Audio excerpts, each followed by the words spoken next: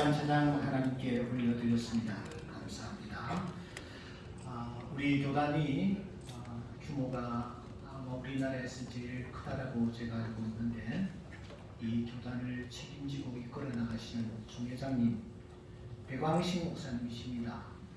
섬기시는 교회가 울산에 있는 관계로 먼 거리에 이렇게 달려오셔서 귀한 말씀을 오늘 저희들에게 주시게 되었습니다. 본문 말씀을 중심으로 영광이 가득한 교회라는 제하에 말씀 주실 때에 큰 은혜의 시간 되실 수 있기를 바랍니다. 할렐루야. 존경하는 홍목사님 교회에 이렇게 초청해 주셔서 저는 개인적으로 영광으로 생각합니다. 그리고 특히 교회에 연구년 부흥하는 가운데 77주년 일꾼들을 세우는 이런 교회에 말씀 전할 수 있어서 대단히 감사하게 생각합니다. 우리 교단은 1만 2천 교회 300만 성도가 되겠습니다. 그러나 최근에 우리 교단은 한 1000개 이상 교회가 문을 닫고 찌그러진 상태에 있습니다. 그리고 성도는 한 40만 이상이 지금 떠나가버리고 다시 돌아올 기미를 보이지 않는 이런 교단적 위기가 찾아왔습니다.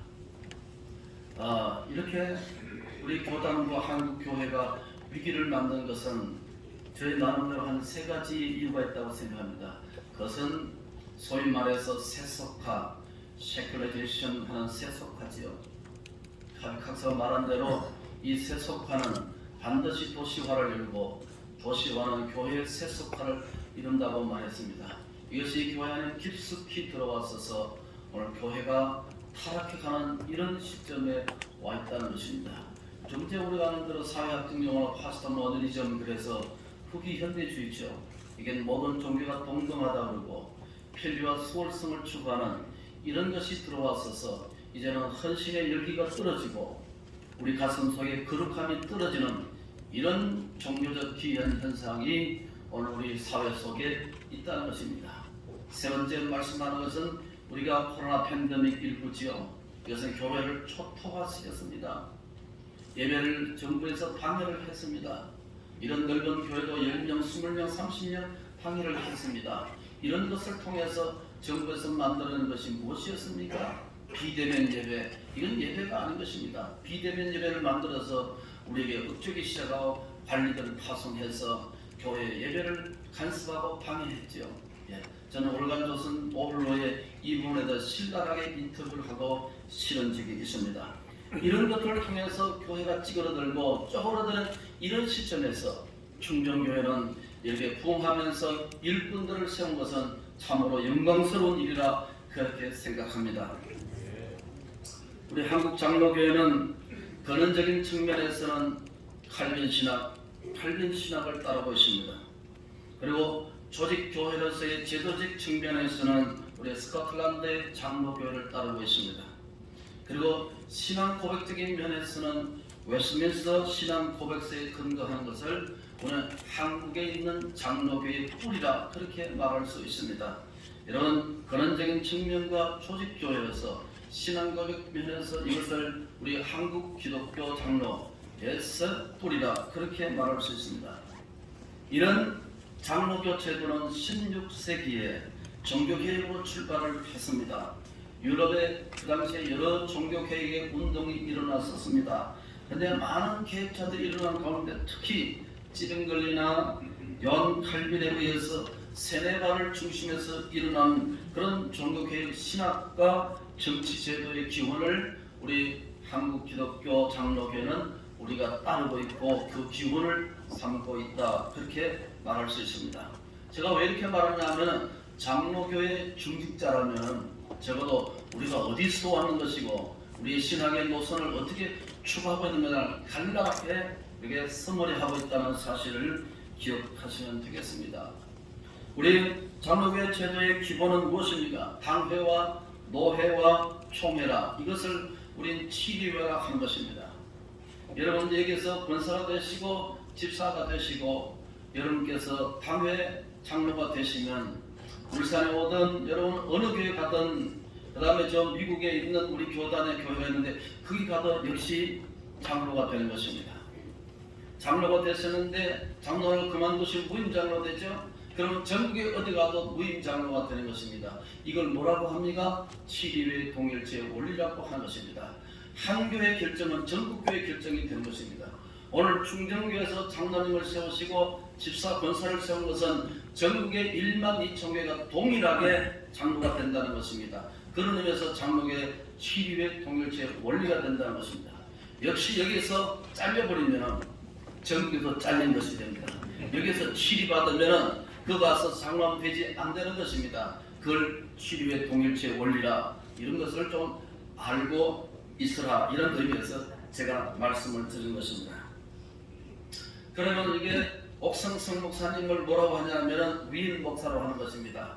하나님이 홀림 부르셨다, 하나님 직접 부르셨다 하는 위인 목사와 이제 여러분께서 시무장로가 되시죠? 그러니까 시무장로하고 같이 앉아서 우리가 회의체를 만드는데 그걸 간세스터리 당회라고 하는 것입니다. 그러면 장로교회는 이 당회 중심으로서 노회나 총회를 구성하게 되는 거죠. 그러나 어떤 분이 위인 목사냐, 어떤 분이 시무장로냐 하는 것은 그 교회의 색깔을 규정하는 것입니다. 그 교회의 수준을 가늠할 수 있는 것이고 어떤 분이 중직자냐 하는 것은 대단히 중요하다 그런 말씀입니다. 여러분 오늘 직분을 받으신 분들을 뭐라고 하냐면은 교회에 여러 가지 직분이 있습니다. 첫째는 항존직이 있고 임시직이 있고 이제 준직이 있습니다.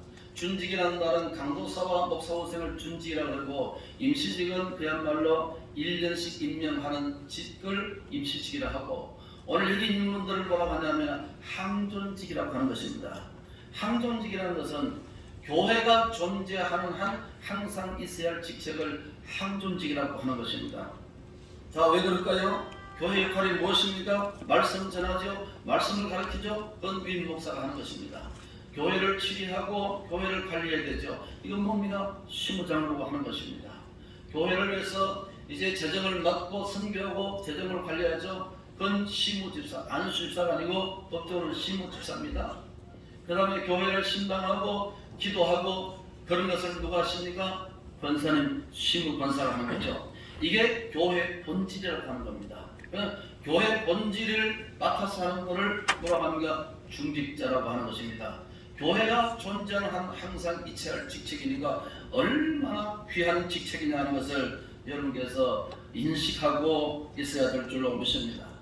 그러면 이러한 교회가 교회다워지는 것, 저는 교회는 두 가지 직책이 있는데 우리가 예수 믿으면 뭡니까? 성도가 되지요.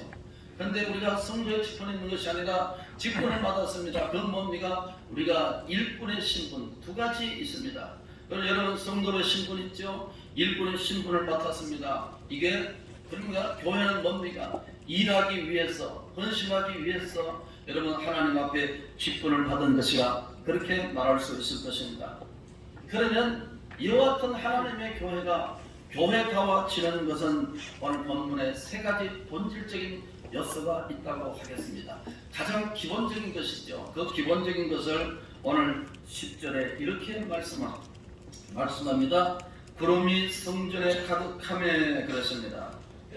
즉 구름이라는 것은 뭡니까? 하나님이 자기 자신을 나타낸다고 할 때는 우리가 계시란 말을 쓰는데 이것은 하나님의 현현, 조직 신학에서는 신의 현현, 대환이라는 말을 썼습니다.